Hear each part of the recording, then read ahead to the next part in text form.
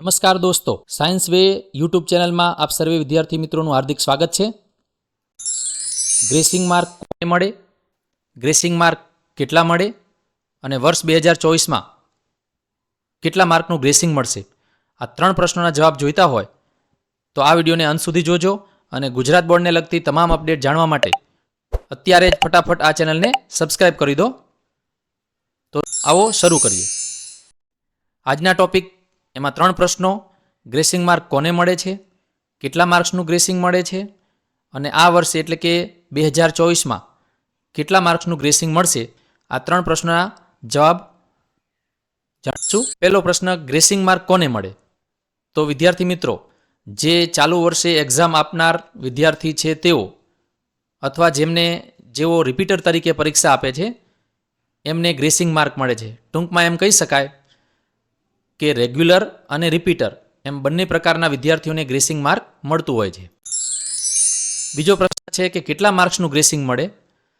તો જે student regular હોય કે પછી રિપીટર હોય તેમને બધા વિષયમાં ગ્રેસિંગ મળતું હોતું નથી. તેમને એક વિષયમાં, બે વિષયમાં કે ત્રણ વિષયમાં જો માર્ક ખૂટતા હોય તો તેમને ગ્રેસિંગ માર્ક આપવામાં આવે છે. દર વર્ષે લગભગ 5 માર્કથી લઈને 20 માર્ક સુધીનું ગ્રેસિંગ આપવામાં આવે છે. વર્ષ 2024ની જો વાત કરીએ તો 2024માં કેટલા માર્ક્સનું ગ્રેસિંગ મળશે? ગયા વર્ષે લગભગ 18 માર્કનું ગ્રેસિંગ આપવામાં આવ્યું હતું. પણ મિત્રો, એક ઉદાહરણથી સમજીએ. માની લો કે ગુજરાત બોર્ડે આ વર્ષે નક્કી કર્યું કે આપણે આ વર્ષે 10 માર્કનું ગ્રેસિંગ આપવું છે અને માની લો કે કોઈ વિદ્યાર્થીને 9 માર્ક ખૂટે છે તો એને ગ્રેસિંગ માર્ક મળશે. પરંતુ એવો વિદ્યાર્થી કે જેને બે વિષયમાં 12 માર્ક ખૂટતા હોય અને બોર્ડે નક્કી કર્યું છે કે 10 માર્કનું ગ્રેસિંગ આપવું, તો એ વિદ્યાર્થીને ગ્રેસિંગ માર્ક મળશે નહીં.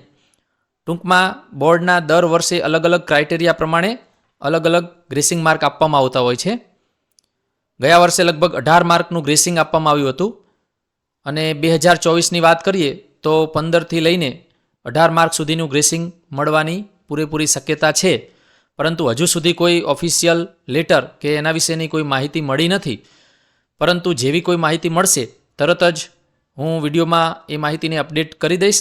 એટલે હજુ સુધી જો આ ચેનલને સબસ્ક્રાઈબ ન કરેલી હોય તો મિત્રો ચેનલને સબસ્ક્રાઈબ કરજો અને તમારા મિત્રોને શેર કરજો, જેથી કરીને તમને આવનારી જે બધી જ નવી અપડેટ છે એજ્યુકેશનને લગતી અને બોર્ડને લગતી, એ તમને બધી જ અપડેટ સમયસર મળી જશે. Thank you.